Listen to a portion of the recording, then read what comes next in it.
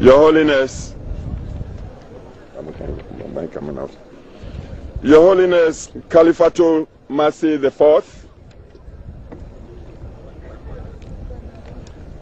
members of the Council of State, honorable ministers and members of Parliament, members of the Diplomatic Corps, the Amir and missionary in charge of the Ahmadiyyat Muslim Mission Ghana, Movi Wahab Adam, Your Eminence Peter Cardinal Apia Texan, Alhaj Osman Sharbutu, National Chief Imam, missionaries of Ahmadiyya Muslim Mission, representatives of religious organizations, our esteemed traditional rulers, distinguished ladies and gentlemen. Yesterday, I had the honor of receiving His Holiness Khalifatul Masih IV and his entourage at the castle. This morning, I am here to join you all for the opening of the centenary celebrations of the Caliphate Ahmadiyya Convention. I should say with some pride that His Holiness, the Supreme Head of the Ahmadiyya Muslim community of the whole world, is no stranger to Ghana. Prior to his assumption of this very high and secret office, he placed himself at the service of our country for some years, combining missionary work with teaching. Therefore, to some here in Ghana, he is a brother and friend, and to many others, a teacher and counselor. Your Holiness, the government and people of Ghana are very happy to see you here again.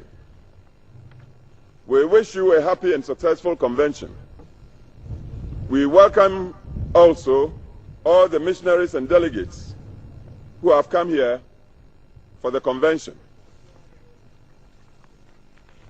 Ladies and gentlemen, our country is deeply honored for being vested with the hosting of the first of the conventions to mark the centenary celebrations around the world.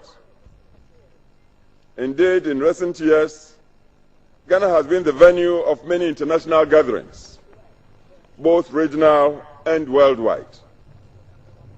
This attests to prevailing positive socio-economic and political conditions, which are underpinned by the rule of law and good governance. This convention gives Ghana a further endorsement as a peaceful place for investment, tourism, conferences, and religious engagements.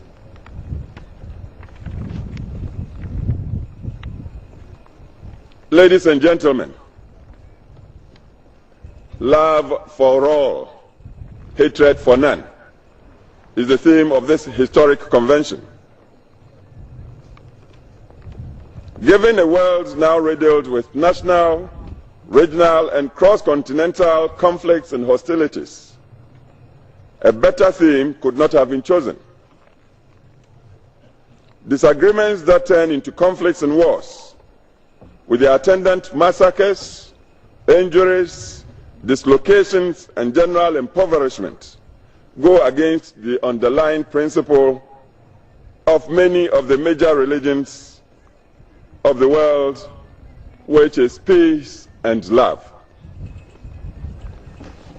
Your Holiness, the Supreme Being who created the heavens and the earth, is Father to all mankind. If through a common Father, all mankind is one big family, then issues of race, religion, geographic location, and gender should not have disruptive consequence in human interaction. Sadly, more often than not, this is not the case. Whatever be our religion, and no matter where we find ourselves, we should deem it a religious obligation to preach the message of peace and love, which happily is the theme of this convention. And at this point, I should thank Your Holiness for your highly enlightened sermon, in which you have articulated and expatiated on the theme of the convention, not only for the Ahmadis, but I would say for all mankind. We thank you for it. We must endeavor to focus more on the factors that unite us rather than those that divide us. Together, we should fight common enemies such as illiteracy, disease, hunger, and poverty. This way, we will be all contributing to securing global peace. And here, ladies and gentlemen, I should acknowledge that the Ahmadiyya mission has put structures in place towards the fight against these common enemies in order to enhance the dignity of man. In Ghana, successive leaders of the Ahmadiyya community have launched various schemes for the betterment of their members and indeed the nation as a whole. One such was the Service to Humanity scheme, launched in 1980 under the auspices of the Third Caliphate. Under the scheme, a number of senior high schools, hospitals, as well as homeopathic and herbal clinics were established in many parts of the country. This has gone a long way to complement the provision of social services by government. Currently, the mission is focused on the provision of solar energy and potable water to rural communities. It is significant that this convention is taking place at this farm where the mission has started a project to rear ostriches and breed cattle, in addition to the cultivation of mangoes, pineapples, and other cash crops. This is indeed a true manifestation of the mission's continuing partnership with the state in national development, and which must be commended highly. Your Holiness, let me assure you that government remains committed to the rule of law, good governance, and freedom of religious worship. It will also continue to create a congenial environment for public-private partnerships and accelerated economic growth in order to improve the quality of life of the people, irrespective of religion, gender, ethnic, or political affiliation. I urge members of the Ahmadiyya mission to play their respective roles towards the building of a peaceful, harmonious, and prosperous nation.